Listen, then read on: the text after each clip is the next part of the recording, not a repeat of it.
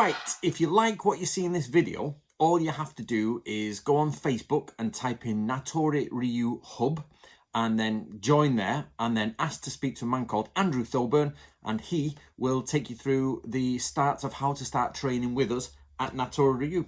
And we're going, in the end, I'm going to talk about these books here and this one. But let's get to it. So I was asked the other day on this channel, they said, Anthony, can you tell us the origin of Natori Ryu before Tokugawa Ieyasu's time? Before Tokugawa Ieyasu and Tokugawa Yorinobu, that time with the Tokugawa clan.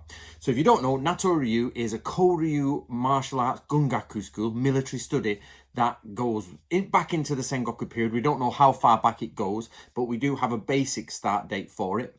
And it stopped in the late 1800s because the end of the samurai came. There was a record of the family history in the late 1800s, and I have gone around collecting all the scrolls, having them translated into English, and they are now available for us, and we've brought the school back with the permission of the original family. So even the original family, the local council, the temple where the main guy is buried are all in support, and we've brought it back. So if you're interested in that, go over to Facebook and get up to date with what Natori Ryu is. Okay, so everybody out there who's pretty much with my channel knows that Isui Sensei wrote the Shoninki, okay? And he wrote it because he was, he wrote it while he was with the Kishu Tokugawa clan, the key clan basically in Wakayama. But somebody asked me, what about before then? What was the crack? So what I'm going to do today is give you a very brief overview. I'm not going to give you many names, dates and figures because we're still doing all the research, and the research will come out after we've finished the Book of Samurai series. There will be a history book on Natori Ryu if it all still goes well. So here we go. So basically there's a city in Japan today called Natori. And the kanji for Natori basically means to take a name, or name taking if you like. So what we have is this city, and we know from the family records that the Natori clan came from this city. However, they were connected possibly by marriage, possibly by blood. We're not sure yet, we're still doing the research, to Takeda Shingen's family, but before Takeda Shingen was alive. So they were connected, possibly like second cousins to the Takeda branch, but I've got to follow that avenue up and find that. But even if they weren't, they are connected to the Takeda as retainers. So Takeda Shingen starts going all over doing his stuff, and he calls upon the Natori clan to come and join him in his crusades and in the Sengoku period war. This is roughly in the 1560s, 70s, somewhere around there, we're not quite sure. But basically, from 1550 to 1582, we know the Natori are serving the Takeda clan, or roughly thereabouts, in Kai province. So now here they are doing their stuff there. Now basically, we don't have any information about them beyond the family history, which was written in the late 1800s, but it tells us about what the ancestors used to do. And it says that they used to hang around with Yamamoto Kansuke and other warriors. Now we know from the records that Natori's grandfather, who was in basically the Takeda army, was literally at the vanguard. He was in the vanguard front, which is a prestigious position basically for Takeda warriors. So he's a hardened Takeda warrior, and he had friends in the Sanada clan, and he had friends in all those sort of areas. And people might say, oh really, Yamamoto Kansuke is too famous, but actually this rings true with history, because the temple that the Natori family are buried at in Wakayama is called Eunji Temple, and it's run by the Yamamoto family, and it's a temple for Takeda retainers. And the temple itself was started by like a second cousin or a sort of nephew of Yamamoto Kansuke. It's basically somebody connected to Yamamoto Kansuke. As the Takeda retainers were going round, they basically settled 50 years later, about 30 or 40 years later, after Yamamoto Kansuke, they settled in Wakayama, and they created the Takeda Samurai Temple, which is Eunji Temple, under the Yamamoto family. Since then, there's been adoptions because the bloodline, not everybody has a son. So the Yamamoto today, who is there, is a direct descendant of a cadet branch of the Yamamoto Kansuke family. That family, basically, it's a cadet branch that's gone through to this day over 400 years. Of course, it's not by blood, and it was an offshoot branch. But so the idea of Natori learning and studying with Yamamoto Kansuke is not ridiculous. We know he's there. We know that they're in the same army together, and we know that the temple that they all end up at is set up within a few decades by a family member of the Yamamoto family. So they're all there in this area. Now, he's also learning from, or there are, no, let me not confuse the matter too much. So basically, they're studying with the Takeda and the high level Takeda retainers, but the Natori is a small family in the vanguard there. Now, what happens next is that Takeda Shingen dies. So all we can do is assume that the Natori are with Takeda Shingen, he dies, and whatever happens with the Takeda family, that's what the Natori family are doing. And we know that by about 1580s, I think it's 1580s, sorry, that's from memory, the Takeda Katsuyori finally is collapsing, and then Takeda clan is collapsing, and they were going to be all killed off, except Tokugawa Ieyasu comes in and says, I'll take the Takeda retainers on. And we actually have, in my research, we've got a document of the Takeda retainers signing themselves over to Tokugawa Ieyasu, and we have that document.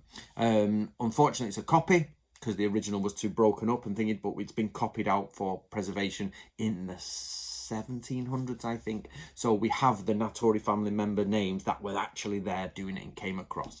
Now, one of those members is the grandfather of Natori Sanjuro Masazumi. Here's his death tablet, and basically he was inherited his he inherited the school from his grandfather and father, and then what he did is, I've done this history before, he changes it all, adds lots of things together, and then, you know, uses the original Natori school and builds a sphere around it of other schools, and follows and goes with the Kusunoki school. So what we don't know is how far back the relationship between Natori and Kusunoki goes. Now, this is very difficult, this one, because the Kusunoki school has many branches, and one of them is from Kusunoki Fuden. I mean, basically Kusunoki of no tradition, the hidden Kusunoki. He's a real man, but he becomes a bit of a mysterious character, and Yui Shosetsu. And we know Yui Shosetsu is there with Kusunoki Fuden, with Tokugawa Yorinobu, and they're all there together in Kishu, and Natori is growing up as a teenager at this time, maybe about 10 years old, and he's learning from these people, and he takes on the Kusunoki line of that line and mashes it with Natori Ryu, and it gets renamed Shin Kusunoki Ryu or Natori Ryu, and sometimes Shin is dropped and it just comes Kusunoki Ryu. So we have various names for it. However, by the 1800s it is registered as Natori Ryu, and the dojo space they have in the official Wakayama area is Natori Ryu. So we always use the term Natori Ryu as a full branch there. We have a lot of this family history because of the last Natori Ryu Grandmaster, and I'm going to show you his helmet here. This was his Jingasa, and you'll notice that it doesn't have the Natori crest on. That's because the last person who was in charge of the Grandmastership of Natori Ryu was not a Natori. He's a Yabutani. So that's the Yabutani family crest, and that helmet still exists, and we want to try and get him and put it in a museum and bring it, but the family still have it. It's their heirloom, basically. So, you know, we're still there looking for it or wanting it, but, you know, of course, it's a family heirloom. So, but it would be wonderful to get. So what we have is the idea that we get this samurai clan who go back and are probably the reason why the city of Natori is called Natori, because they were in charge of it, most likely.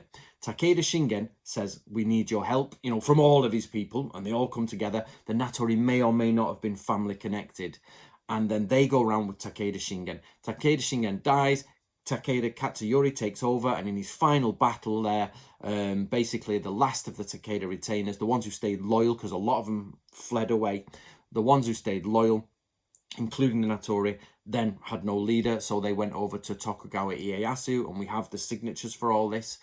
And then we know that there's a little bit of movement around, which I won't go into detail here, we're doing a full history of it, before they get to Wakayama. and there's a movement with Tokugawa, and Tokugawa is passing them around here, passing them around there, and one branch breaks off and goes to Kishu. That branch is Natori Sanjoro's grandfather, and Natori Sanjoro's grandfather and father arrived there, or at least his father does. We're not quite sure which one first stamps foot there, because when we look at the family documents, it goes to their, basically, what happens in samurai families is they go back to the original person who sets up a new branch, because what happened was, it gets a bit confusing, is lots of samurai started to make separate branches so that they were not under the direct influence of like a big brother or an uncle who could have right of life and death over them. So we start to get off breaks. So the Natori clan that I follow goes back to the Takeda retainer, who is at the forefront of Takeda combat. But he actually goes back even further. And off that, Isui Sensei breaks himself away, because they actually have the Takeda diamond as their, which is another clue to them possibly being Takeda family. And they have the Takeda diamond, but Isui Sensei creates his own branch and starts with the circle that he owned, the Mitsudome, which is the water circle. So we start to get that movement across. So that becomes a little bit, that's where branches start splitting off. So the history of the Natori is just fades away into the 1500s. We don't know how far back they go. Probably 1400s. We don't know. Whenever the next step of our research is to find out when the Natori city got its name. Is it because of the Natori family? You know, what do we have there? I'll go to the local museums there and do all the research. When COVID has ended and when some more Mont Spondulics come in, I'd like to take a trip and go up there and do some research in the city of Natori. So there you go, guys. Now, of course, today we've brought it back, and we brought it back in the Book of Samurai series. So there's Book of Samurai Book 1, which is, you look for the collected scrolls of Natori Ryu, the Book of Samurai, and Book 2. We hope there's going to be 8 of these in total when we finish. We're working on Book 3 at the moment, but it's, obviously we've had COVID, we've had problems, I can't get to Japan, so it's taken a long time, but it is coming.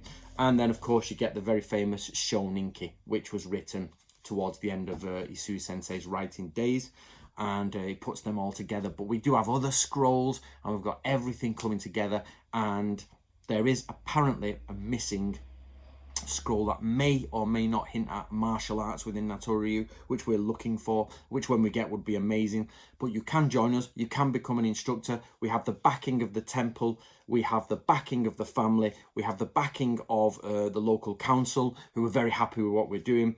And not that it matters, what all that matters is we present the truth of the historical documentation we have, and that's what matters.